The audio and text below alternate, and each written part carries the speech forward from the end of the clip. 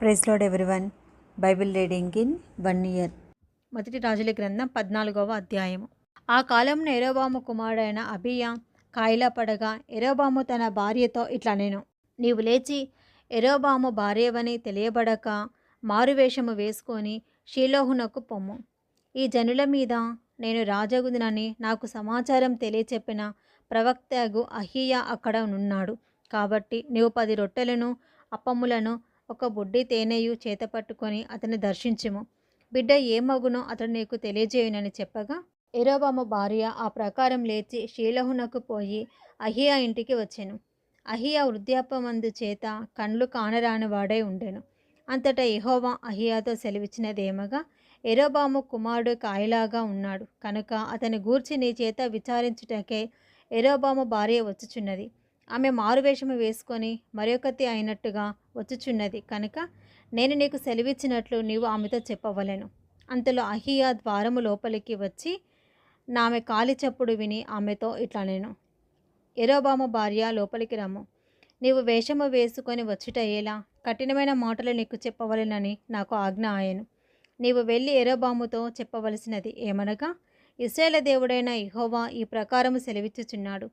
నేను నిన్ను జనుల నుండి తీసి హెచ్చింపజేసి ఇశ్రాయేలు వారను నా జనుల మీద నిన్ను అధికారిగా నియమించి దావీదు సంతతి వారి యొద్ద నుండి రాజ్యమును తీసి నీకిచ్చి ఉండినను, నా ఆజ్ఞలను గైకొని మనపూర్తిగా నన్ను అనుసరించి నా దృష్టికి ఏది అనుకూలమో దాన్ని మాత్రమే చేసిన నా సేవకుడైన దావీదు చేసినట్లు నీవు చేయక నీకంటే ముందుగా ఉండిన వారందరికంటేనూ అధికంగా కీడు చేసి ఉన్నావు.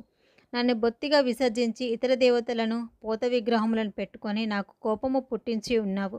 కాబట్టి యెరోబాము సంతతి వారి మీదికి నేను కీడు రప్పించుచు ఇశ్రాయేలు వారిలో అల్పులు గాని గనులు గాని లేకుండా మగవారినందరినీ యెరోబాము వంశము నుండి నిర్మూలం చేసి పెంట అంతయు పోవునట్లుగా ఒకడు అవతలకు దానిని ఊడ్చివేసినట్లు యెరోబాము సంతతిలో శేషించిన వారిని నేను ఊడ్చివేయుదును.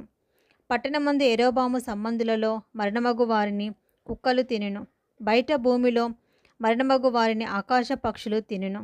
యెహోవా మాట ఇచ్చి ఉన్నాడు. కాబట్టి నీవు లేచి నీ ఇంటికి పొమ్ము. నీ పాదములు పట్టణంలో ప్రవేశించినప్పుడే నీ బిడ్డ చనిపోవును.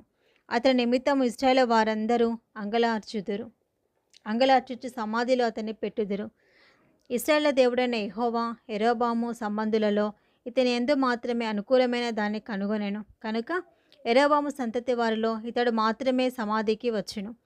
ఇదియుగాక యెహోవా తన నిమిత్తము ఒక ఇశ్రాయేలు వారి మీద రాజుగా నియమింపబోచున్నాడు. ఆ దినముననే అతడు యెరోబాము సంతతి వారిని నిర్మూలం చేయును. కొద్ది కాలంలోనే ఆయన అతడు నియమింపబోవును.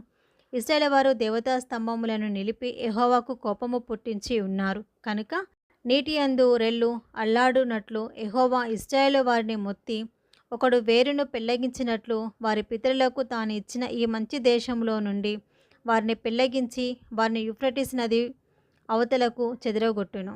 మరియు తానే పాపం చేసి ఇశ్రాయేలు వారు పాపం చేయుటకే కారకుడైన యెరోబాము పాపములను బట్టి ఆయన ఇశ్రాయేలు వారిని అప్పగింపబోచున్నాడు. అప్పుడు యెరోబాము భార్య లేచి వెళ్ళిపోయి తిర్సా పట్టణమునకు వచ్చెను. ఆమె లోగిటి ద్వారపు గడప యొద్దకు రాగానే ఆ చిన్నవాడు చనిపోయాను. జనులు అతన్ని సమాధిలో పెట్టి యెహోవా తన సేవకుడైన ప్రవక్తయగు అహీయా ద్వారా సెలవిచ్చిన ప్రకారముగా ఇశ్రాయేలు వారందరూ అతని కొరకు అంగలార్చిరి.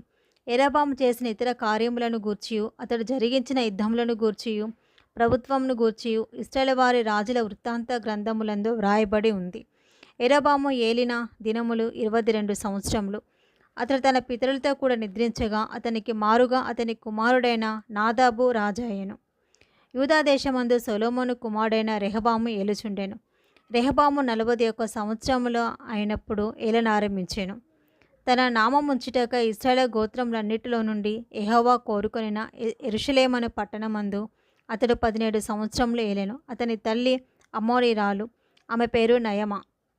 యూదావారు యెహోవా దృష్టికి కీడు చేసి తమ పితరులు చేసిన దానంతటినీ మించినట్లుగా పాపము చేయొచ్చు ఆయనకు రోషము పుట్టించిరి. ఎట్లనగా వారును ఎత్తైన ప్రతి పర్వతము మీదను పచ్చని ప్రతి వృక్షము కిందను బలిపీఠములను కట్టి విగ్రహములను నిలిపి దేవతా స్తంభములను ఉంచిరి.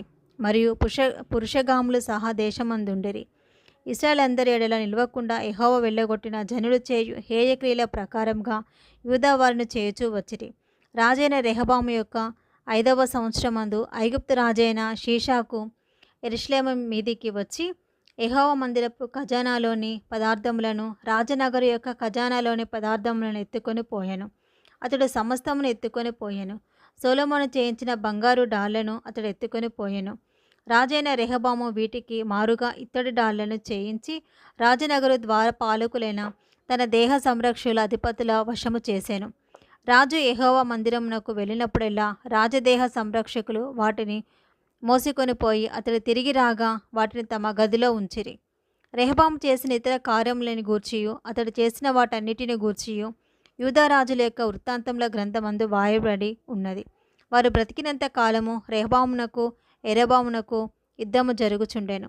రెహబాము తన పితరులతో కూడా నిద్రించి దావీదు పురమందున్న తన పితరుల సమాధిలో పాతి పెట్టబడెను. అతని తల్లి నయమానుకు ఒక అమ్మోనీరాలు. అతని కుమారుడైన అబీయాము అతనికి మారుగా రాజయ్యెను. ఇది ఈరోజు భాగం అండి. Praise the lord.